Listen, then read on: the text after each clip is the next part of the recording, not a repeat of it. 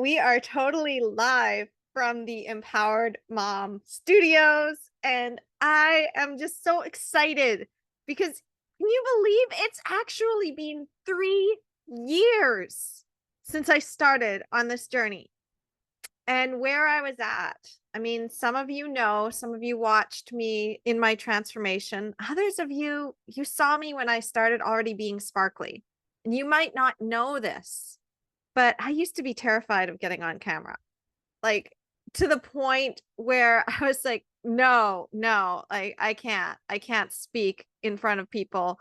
I can't share my message. I'm just going to hide behind the scenes and I'm going to write my books and other people can speak for me, but I'm not going to speak. And daring to get up onto like a Zoom with like I'm dressed as Catwoman. I mean, yeah, it's Halloween, but it's like I'm Catwoman again. And that was another thing that I was absolutely terrified, like, oh, not like I can't get on camera to speak, let alone be my full expressive self. But there's just so much that has happened in the 3 years since I started on this incredible journey and met my incredible mentors and my friends and just transformed my life. Like, you can see it now. I mean, like, oh, right, like that. So you can see it now how it's like birth, healing, and transformation. It's right there. And look, it's like my freaking book is behind me. Like, I didn't have any of this stuff 3 years ago. You know what I had 3 years ago? All right. If you didn't know this about me, so back in 2019, my house had caught fire. Actually, it's coming up on that anniversary. On November 11th of 2019 is when my house caught fire. But the month before that, I was going to court to try to get a court date for custody for my kids and figure all that stuff out because my now ex had decided instead of us just splitting up amicably and figuring things out on my own, no, he went and got papers and served me. And before that, he got another woman pregnant. And before that, I had attempted many times to start my business and I didn't have the confidence to even really go for it because I didn't think that anybody would pay me what I was worth. And I was thinking that something where I'd sit down with someone and actually help create their birth plan was going to be a $50 service and it was going to take me a couple of weeks. I don't think that way anymore. My coaching is quite expensive. And the reason I do that is because I've got to protect my time. And I'm also creating programs and they're also going to be paid. And then I have classes and then I have my courses. And I mean, my book is out. And I recently raised the price back up now because I'm like, you know what? I'm raising the price of the paperback. If they want the cheaper version, they can get the ebook. It's $10. Anybody can pay $10 to get an ebook, but the paperback is a little bit more. And then I have the bonuses on top of that. And I wouldn't have had any of this stuff if it wasn't for people in my life who just really believed in me, people who came into my life. And so I really believe that when you make a vision of what you want in the future, when you really have that audacity to start moving towards it and you start to dream bigger dreams, even than what seems possible, this is when life changes. So as I said, like I was really, really down on myself back then. People kept telling me, you're really good at speaking. You should be on podcasts. I had no idea. It's like, there's no way I'm going to get on a podcast and talk. People were like, you should build a podcast. No, I hate my voice. There's no way anybody wants to listen to me speak, I said. You should go and do videos. No, I'm not getting on camera. No way am I going to do that. In fact, one of my friends, I had turned her into the media spokesperson just so that I wouldn't have to talk to media if they ended up showing up at my events that I was throwing out in the park, just to tell people what was going on in the birth community because I was good and mad about it. And I knew it's like people need to know this. They need to know what they're walking into. They don't deserve to be traumatized.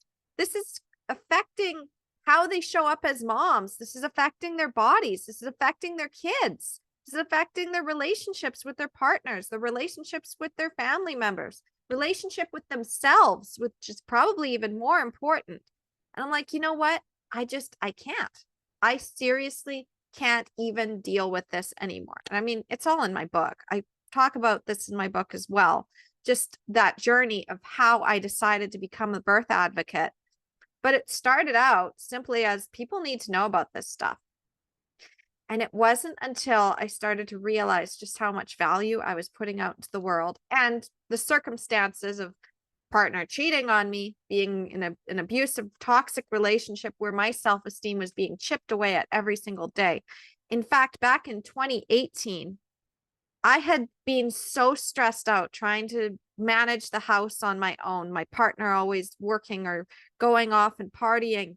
And I'm sitting there with the kids and I'm like, I need a break. And I asked my sister for a break. And of course, she was a single mom too, so she couldn't be there the whole time. But she gave me that little bit of a break. My partner at the time, he came home and he's like, okay, you can go home now. So my sister went home, but then he was going out again the same night. And he's like, I'm going over next door to my friend's house. So I'm sitting there and I'm lying in the bed between my two kids.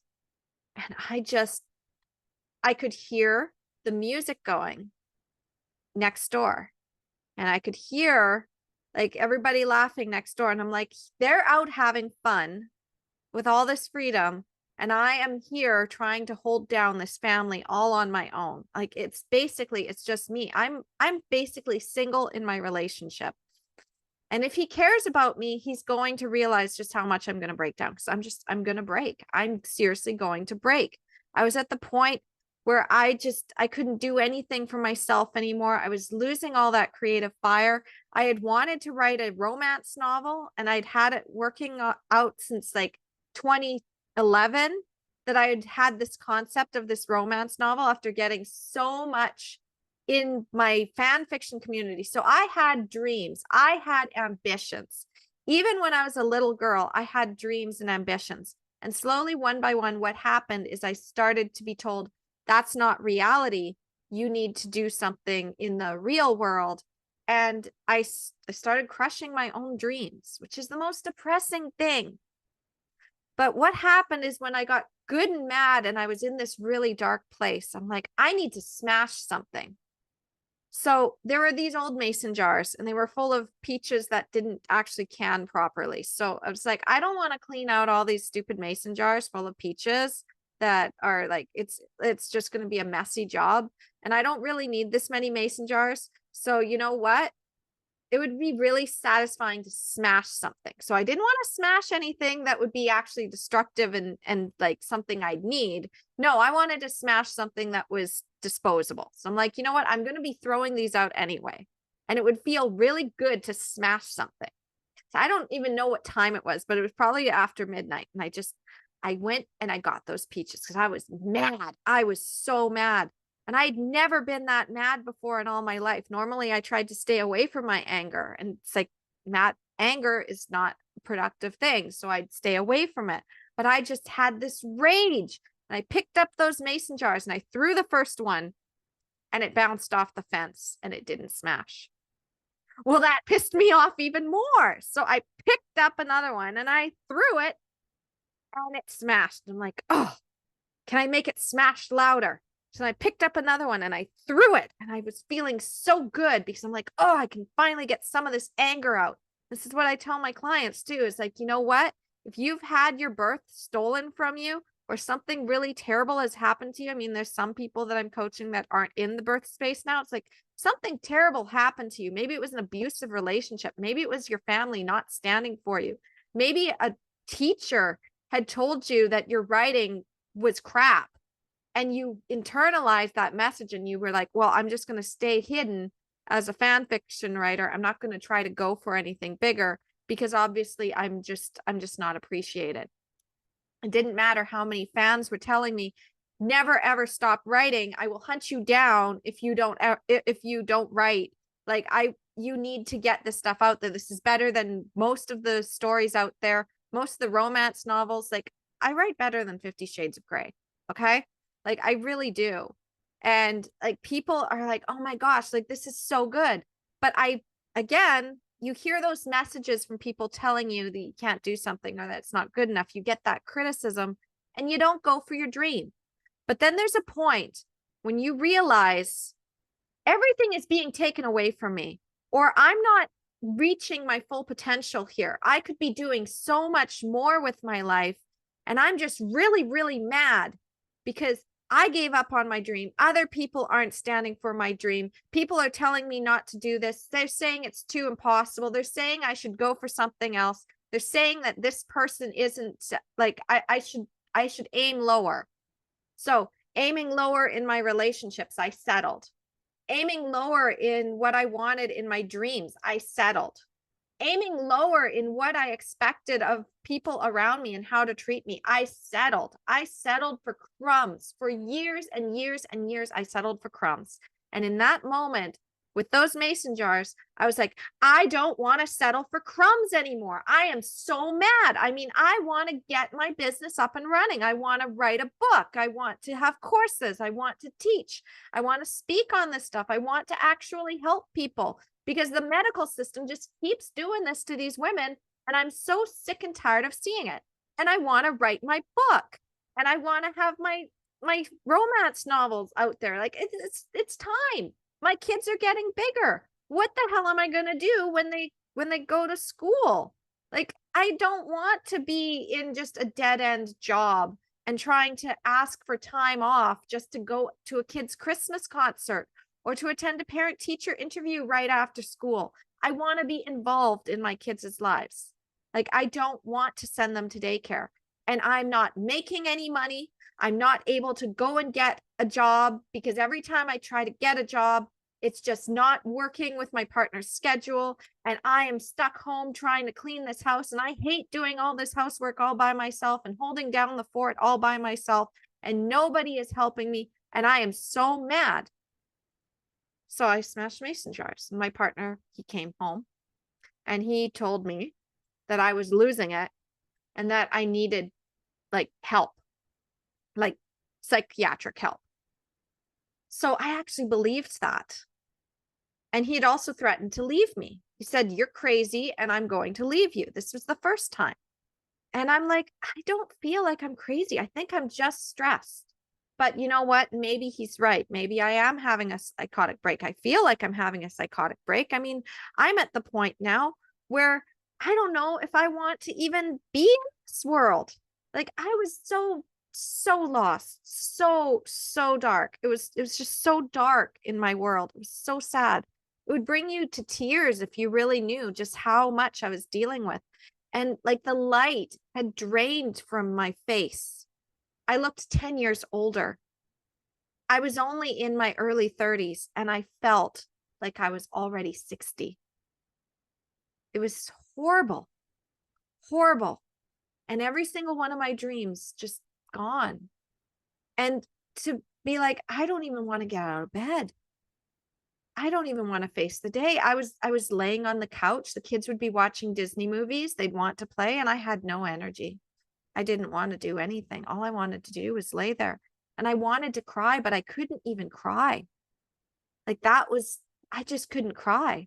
But when I threw those mason jars, you better believe I had that rage and I cried. And then for him to say I was crazy, I actually went to the hospital that day. And I went because I wanted to have an evaluation. Like I wanted to talk to a psychologist or a psychiatrist. And I wanted to see, it's like, can you prove that I don't need medication? Because now I'm starting to doubt whether or not I need medication. He took one look at me. He's like, no, you're just under a lot of stress. You don't need medication. And I said, can you put that in writing? That should have been a huge red flag for me to recognize, like, in order for my partner to believe that I didn't need help, that like I just needed support, but I didn't need psychiatric help, that I wasn't crazy. I needed to have it put in writing by a doctor. And you know, that's what happens when you're in the wrong relationship. You're in a relationship where slowly over the years, pieces of yourself gets chipped away and it doesn't happen all at once. Instead, it happens very slowly, like you're being boiled in a pot of water and it's just slowly turning up the heat over the years. And as you continue to see all of your dreams start to be sacrificed, you're like, well, relationship is just compromise. So I have to compromise on everything. No, not in the right relationship, not in a true love relationship. I've seen it. I've seen it from what Annie and Eben emulate and what I've learned since then in my virtual coach community and the family that I've built around me. And I've seen what's possible for me. And I'm like, I'm not settling for anything less than true love. I'm just not. I'm not going to have just a regular relationship where I compromise on myself, or there's no passion, there's no excitement. It's just a commitment and a friendship, but there's no raw passion. Like, I can't do that. No, I have to have it all. I am a Scorpio. It's all or nothing for me. And the same thing with my business. If I'm not feeling lit up by what I'm doing, it's not for me. I could be making all the money in the world, but if it's not lighting me up, it's not for me. And that's why I'm going into a direction with birth healing and transformation, because it lights me up to take a mom who has given up on all of her dreams, walk her through her birth experience or something else, and then see her transform and have that confidence. And the way I did it, again, was just having that rage. So here's the thing about your life transforming, is it doesn't happen all at once. It happens in increments. And usually what happens first is that you have this moment where everything is falling apart and you can't see the light at the end of the tunnel. But then you get that moment of rage. How dare this happen to me? You dig deep into that and you let yourself feel that. And I've just done this again recently in another area of my life where I was feeling like, first I was really, really sad because things had happened a way that I didn't want them to. But at the same time, I knew had to happen to be able to break the pattern, to break the cycle, to shift to something new, because I'd been doing this dance for almost 3 years. And I'm like, like, this is just, it's not working. And just like with my business, it's not working. I have to build myself up. I have to rise like the phoenix. And so in Scorpio season, this is what happens, is I rose like a phoenix. So the following year, after 2018, when I first attempted to leave my partner, because I noticed that my dreams were falling apart. I noticed that it was abusive, but I was scared and I didn't have my 5 pillars yet. I hadn't figured it out. I hadn't built it up yet. I didn't have my mindset strong. I wasn't addressing my fears, because it's one thing to go and talk in therapy, and I did go to therapy, but it's another thing to actually take action. And I noticed even when I was in therapy that I was taking action. So I actually went beyond what I was told to do. And I wrote a letter. Like, it wasn't even a letter. It was a story, because I actually process better through stories. So I wrote a story about, there's 2 people inside me. There's the little girl and there's the mother. And the little girl she's just scared. And she just needs to cling to this relationship and this life because it's all she's known, and she doesn't know how to trust. And the mother is recognizing that all her dreams are being crushed, and the little girl just keeps hanging on and will not let her do what she needs to do. And the mother keeps saying, I can take care of you. And the little girl doesn't trust it. Like, it was a very, very deep, deep introspective thing.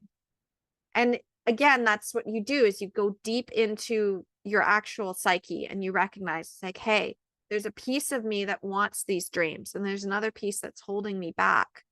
And I need to make that piece that's holding me back feel safe. So there's 2 things. You get good and mad, and you recognize the piece that's your dream and what's holding you back. The final piece, again, is taking action towards it. So more stuff happened.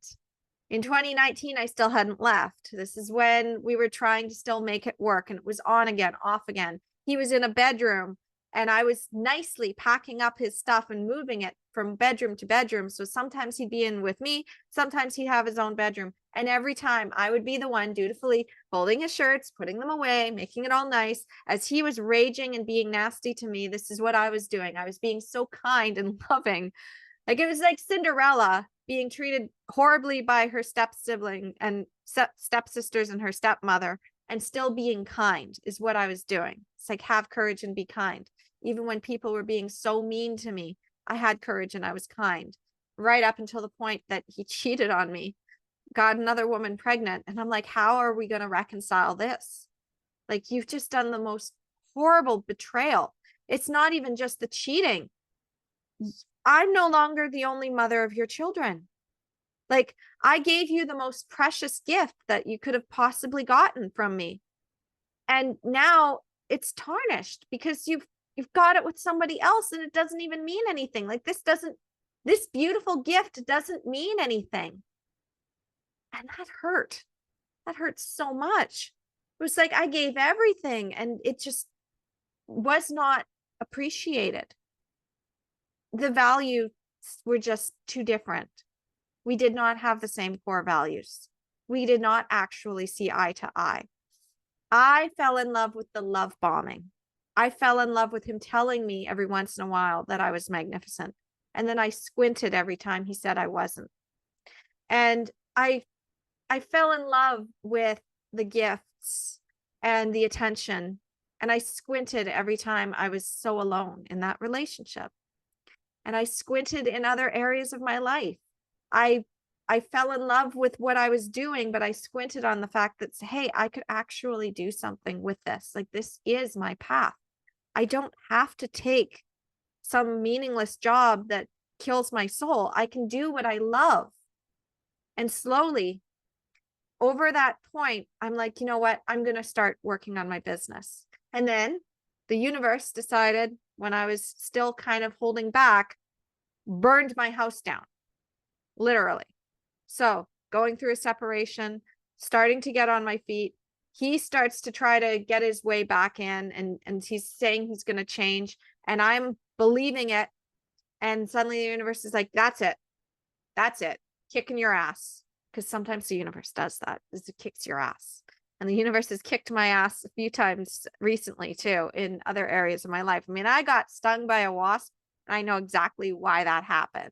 Sometimes the universe just gives you that thing at that moment of kicking your ass.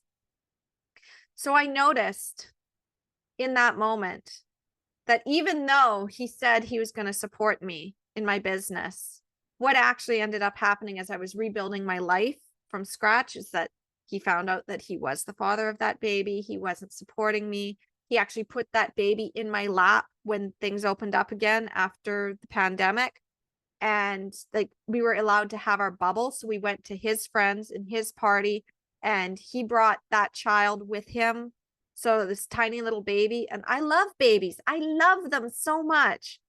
But at the same time, even though that baby was so cute and I adored him, I knew that's not my baby, that's his baby. And I am just the stepmother. And it was the most humiliating thing for him to put that baby in my lap. Well, he went and hung out with his friends, and I'm just sitting there holding this bottle because I can't breastfeed because this isn't my child. So I'm like, I never bottle fed my babies. I breastfed them. So it's like, it's again, knowing it's like, this is not my child. And I wanted another baby, and I couldn't have one because he'd already had his, and it hurt so much that I couldn't have another one. And I'm like, you know what? This sucks. This sucks. And it was that night that I said, that's it. I don't care anymore. I'm done. I am so done. I am going to write my book. I am going to build my business. And he is either going to step up and rise to the level that I need and come with me and be my empowered dad who speaks to the dads of just how amazing birth is and what you can do as a conscious father, or he's going to fall away. And I don't care if I meet anybody else. I don't care. I don't care if I'm single for the rest of my life. I can't do this to my children anymore. I can't do this to myself anymore. I can't do this to my dreams anymore. I can't sit here holding this child that's not mine. And I can't sit here and have people constantly telling me that I'm not good enough. I can't do it anymore. So over that summer, I not only wrote a book, I wrote that whole rough draft and I finished it at the end of October. In fact, I finished it just before November. And I'm like, I just finished this before Halloween. So 3 years ago, I finished the rough draft of my book. And I was like, this is awesome. But not only did I do that, I'm like, I want to know how to self-publish. So I went and I got this book, this ebook to teach me how to self-publish and how to write my book fast, because I had to get it done. And I couldn't stall on it anymore. And I knew I had procrastination because I'd already done it with my novels. Like I'd go back and I'd fix things. I had perfectionism that was like, you know what? It's not perfect and I have to keep fixing it. So I'd go back and fix the chapters. And this book told me that to write mine, I just had to just keep writing and ramble and just do my thing and get it all out there. Here's the funny thing is that most of what's in that 90,000 word behemoth didn't even make it into the book. Just the concept did. I recognized the concept as I was writing out that first really, really long rough draft, and I got my processes down. And then I'm like, okay, next step, building an audience. How do I do that? I learned that I needed an email list. Okay, how do I do that? I started attending webinar after webinar after webinar. I took advantage of the fact that the world had shut down. I said, you know what? Before, I wouldn't have been able to get to university or college or take any classes because I have to stay home with these kids. But everything's online now and it's free. And I'm getting so much schooling. I'm learning more about marketing and sales and everything that I need for psychology and understanding how it all works together and how to build an audience. And I'm getting all these pieces. And I had a notebook that was like this thick, full of stuff. I was just taking notes on everything. It was like I was going to school with how many webinars I'd attend. I'd drop my son off in the morning for school, and then I'd get down onto the computer. Michaela would watch her shows on Disney Plus, and I would just sit on webinar after webinar after webinar, taking notes to the point that I was burned out. By the time October rolled around, I had a Facebook group. I had 50 people in it already. Moms were learning from me, and I'd had one coaching call with someone who wasn't completely right for my program. She was near the very end. She was like 1 week away from her due date. So I'm like, you know, I don't feel good about coaching you because I wouldn't feel right taking your money for something so short. I mean, I was still very much not recognizing I could have paid, I could charge per session, but I'm like, no, I have to have a program. So I had that mindset in place. I didn't actually know all the things that I needed. And by the time October ended, I had made some new friends.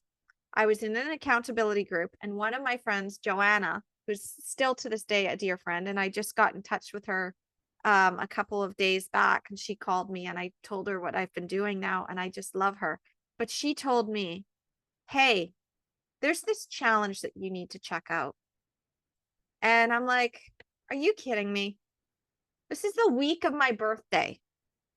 Like there's no way I'm going to do anything else during the week of my birthday. I'm done. But she tagged me. The most amazing thing happened is that the universe basically gives you your teachers and the people that you're meant to be in connection with, to learn from, to be inspired by, when you start to take action. It doesn't happen before that. So you actually have to have the vision. And I had a vision. Believe me, did I have a vision? The vision was, and I'm sorry for mentioning this, but I was already energetically leaving my ex by that point. When he put that baby in my lap, I just knew it's like, if he can't step up, if he can't be what I need, I'm leaving. So I had two paths. One, he steps up and supports all my dreams and changes. Two, he doesn't. He continues on the way that he's doing. I get super successful and powerful because I can make my own money and nobody can take it for child support because it's mine. But like, I just be single and it's okay. And I'll be fine because I'll have my book out in stores and people will flock to me and I'll have that impact. And I had this dream that one day he was going to come home if he didn't change. This was if he didn't change. He was going to come home and he was going to see that all of our stuff was gone and it was just his stuff left. And there was going to be a pile of text messages that I'd printed out and all the letters that I'd ever sent him over the years, telling him how much I needed him to change because I was being hurt, where I was just expressing my hurt and pain in a way, hope that he would understand, like, you've got to help me with this. Like, I don't know what to do with this, never shaming him or making him wrong, but just expressing my feelings. And he would never read them. And he'd say, you think that I'm going to read all that? Didn't care. And it's like, I was going to write on the top in a post-it, that's why I left, along with my 56 reasons why I left you thing that I'd written up that summer.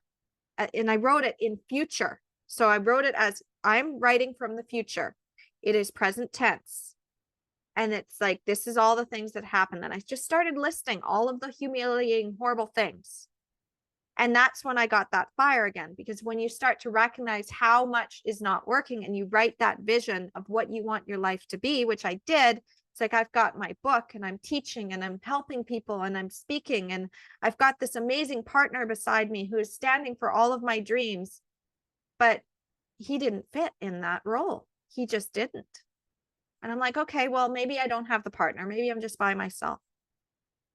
And then I found my home. I found my people. I found my family. I found the virtual coach community. I took action on all of the classes and all of the trainings. In fact, there's actually a coach expo going on right now. Like, we just finished our first day and I'm leading up to something here.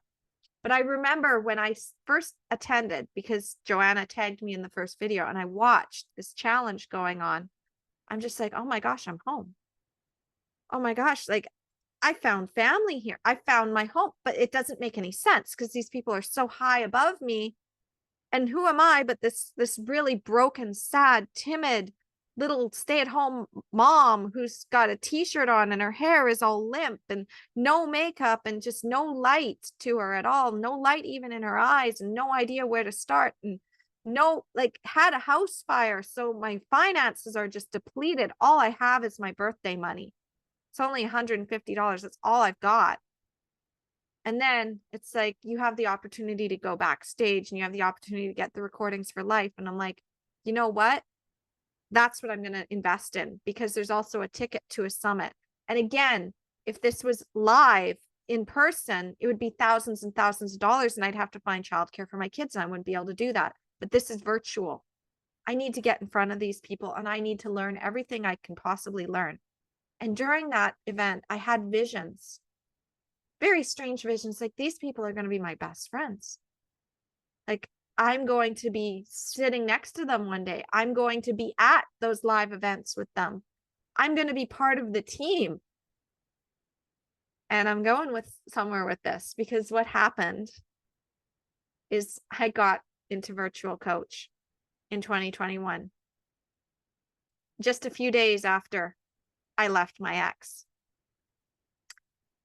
Then I graduated from virtual coach. A couple of months pass. November rolls around again.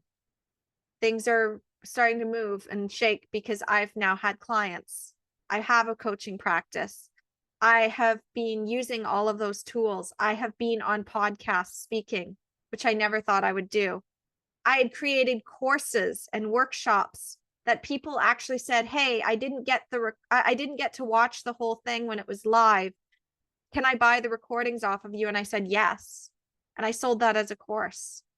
Like, I sold something for $47 and it's like, it was free. And I recorded it and it's like, they went through it.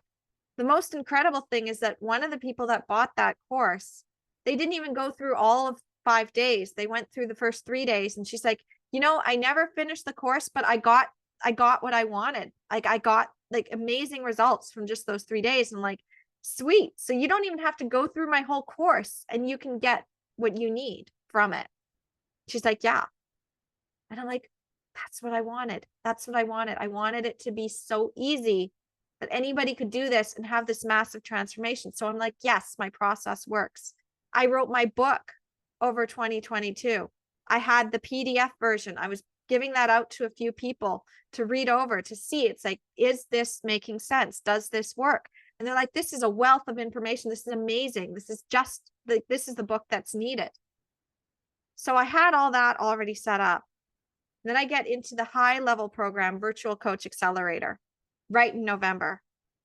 And it's a year-long program. And I had remembered way back in 2021 when I first heard about Virtual Coach Accelerator. First, I'm like, I'm going to get into virtual coach someday. I'm going to get into it. Like, this is my program I'm going to get into. And then it happened that summer. And I said, I'm going to get into Virtual Coach Accelerator. I don't know how. I don't know how I'll do it. But when I get successful, I'm going into Virtual Coach Accelerator. And then that happened. And I'd also said, I'm going to be speaking on stage and I'm going to be part of the team. And I was already energetically helping in the chat beforehand. And I was showing up on all the webinars and everything. And I was just giving that energy and I was supporting everybody because you know what? This community and the programs are just so amazing. They transformed my life, not only in teaching me what I needed to do to write my book and to market myself and to speak as I speak, but also just the confidence. I am me. I'm seriously talking as Catwoman right now, where there's a time when I was 8 years old when I started to hide that part of myself, but I am back. I am so expressive and I can see those opportunities. And again, that's what happens when you're in the right community. So I really thrived. I had my 5 pillars. I had the mindset. I was getting past my fear. I was working through the tools. I had the education. Because now I was learning from people who had already done what I wanted to do and they could tell me the map so I could get it faster. I had the right environment.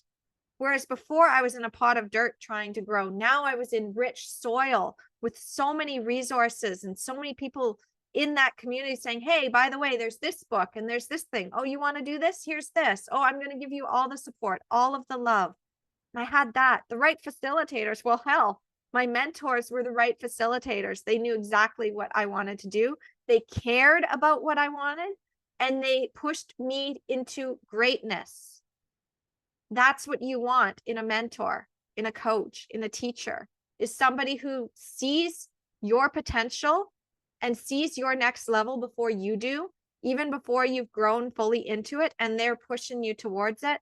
And even as you're scared, they are loving you into it. And then they're reflecting your greatness back at you. So I had that. And then the right support came in with the friends that I made within that. And then my mentors became my friends. That happened. Like just recently, like last month, I was hanging out with Evan and Annie and I was talking to Annie and I was just telling her all the amazing things. Like she's my bestie. Like it was like awesome energy and hugging Sasha too, Annie's sister. And just having that and being able to hang out with everybody and just like be in that for 2 days was just incredible. And back in January, I spoke on stage. I got up on stage. I was part of a success panel. Not only was I part of it, I closed it.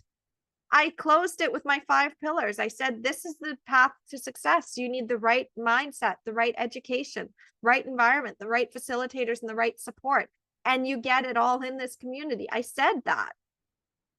And it was just like, oh my gosh, like this is how fast your life can change.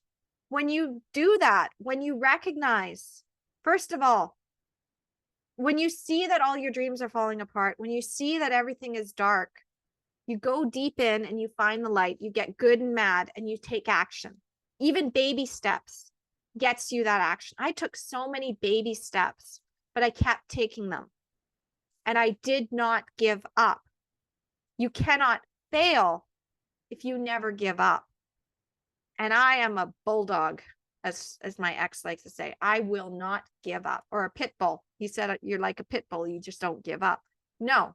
When it's calling to my heart and soul, I don't give up because I've seen that vision and that vision is too beautiful, too incredible, too extraordinary to settle for less. And I just won't.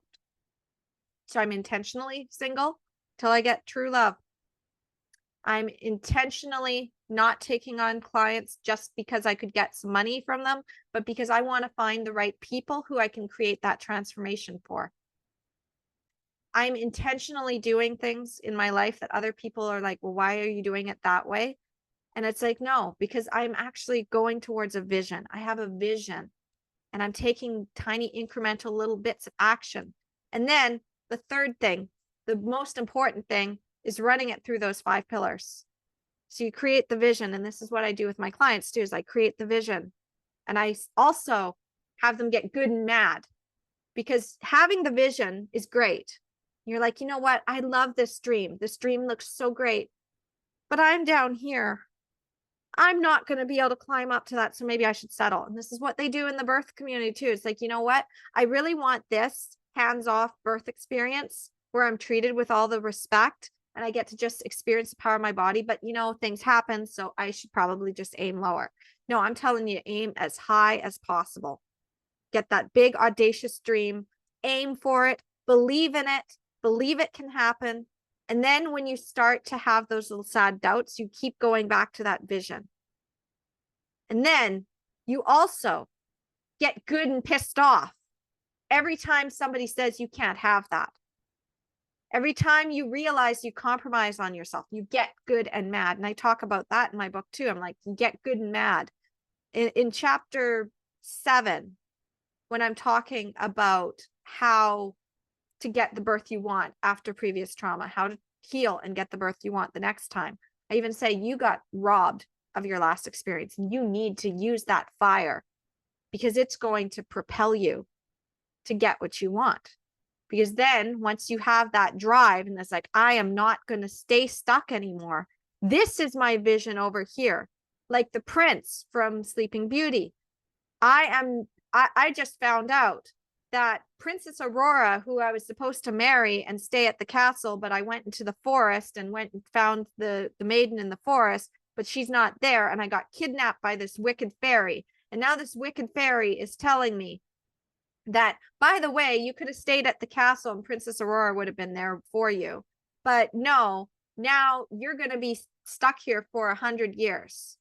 And I'm not letting you out. You're not going to break the spell. Your princess is going to be asleep in that tower for the rest of her life. And you're going to die an old man. And then I'll let you out when you're a ghost. Like, that's basically what she did. And he got good and mad.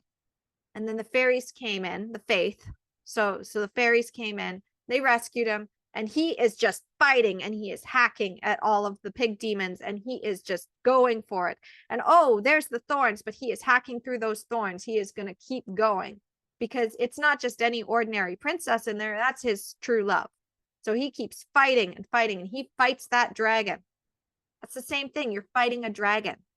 Actually, if you want to hear the whole thing about that, I did do a talk with my friend and mentor, Donald, who's like my adopted dad.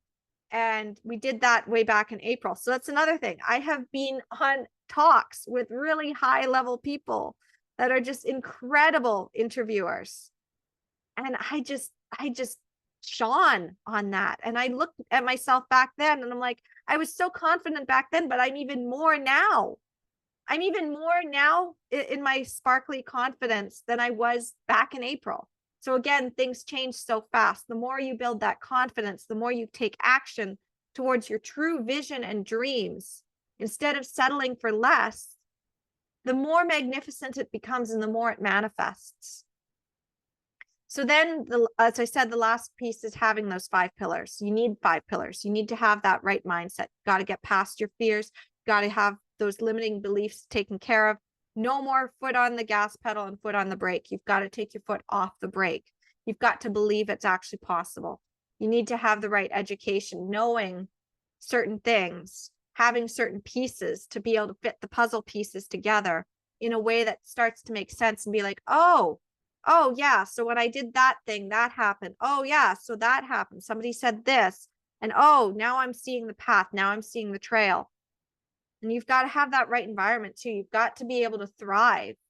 If you're not thriving in your environment, if you're just settling for less, you're not taking care of yourself, or others aren't taking care of you, they're not supporting you, they're not giving you the resources you need, feeding you those pieces of information, it's not going to work because you're stuck in your fear.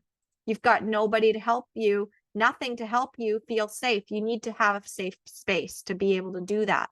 If you're in a very stressful environment where everything is coming at you, you can't be safe. That's why I had to leave as fast as I did.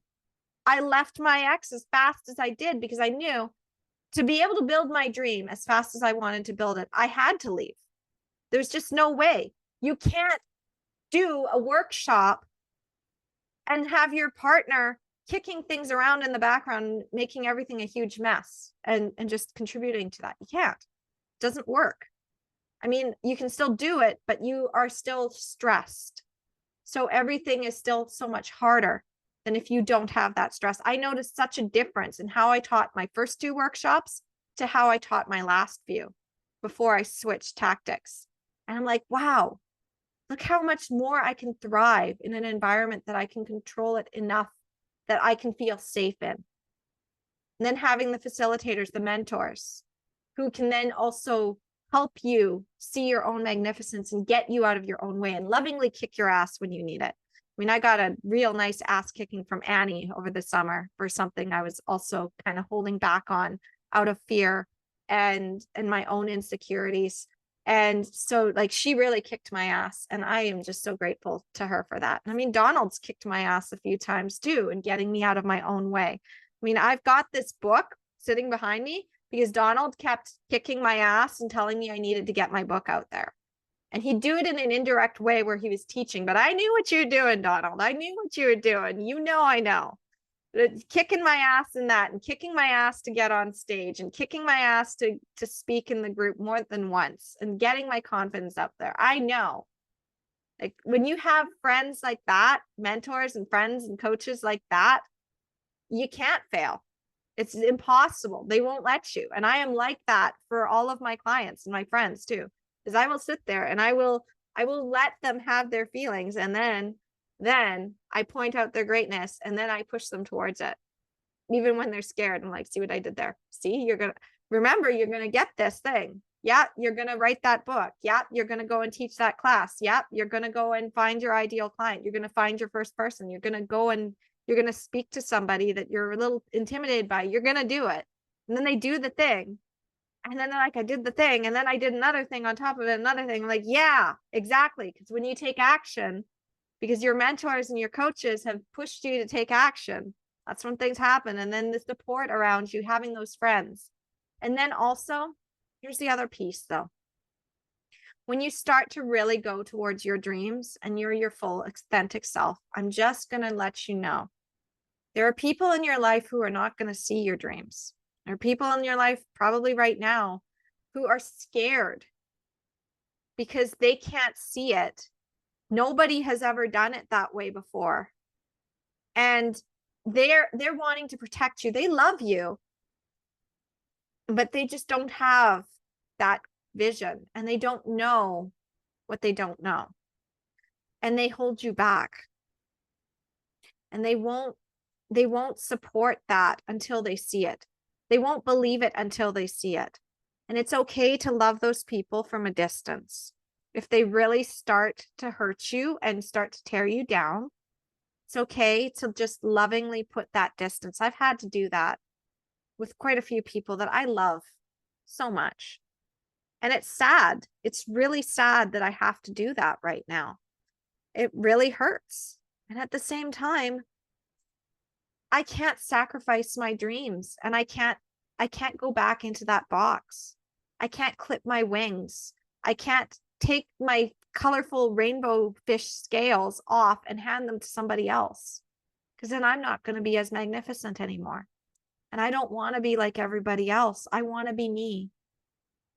And so right now, there's a few people, I can't be me around them because every time I'm me, they get scared and they try to talk me out of being me. They try to make me be something else out of their own fear. And I know that it's out of love, but they're also afraid. It's like with my clients, when their mom or their partners or anybody in their life tries to say, hey, it's too dangerous to have a home birth. Please just go to the hospital. And they listen. And I did the same thing. I really didn't feel I needed to birth Hunter in the hospital, but everybody around me told me I needed to, because what if something goes wrong? And so I played small and I went to the hospital. And the only good that really came out of it was I rose from the ashes and I wrote that book. That book wouldn't exist if it wasn't for that journey. And that's the thing though, is that you need to have that support. And your most important person in your life to support you is your partner. Which means that if you don't have the sanctuary for your heart and the trampoline for all of your dreams, who can also basically accelerate and enhance everything that you're building, and they see that vision for you and they see your greatness and they continue to reflect that greatness to you, they won't let you play small. They also won't shame you for it. They'll still unconditionally love you for it, but they won't play small with you. They won't let you settle for less than you deserve. And they truly take care of your heart. And when you're around them, you feel like you can just be yourself, even in your mess, because they're just going to love you anyway. They're not going to have any judgment, criticism, because they love you just as you are. And also they see that you can be better. Like with Damon and Elena are one of my favorite characters, like, because there's a moment where she still thinks she's in love with Stefan, and Damon is laying dying in season 2.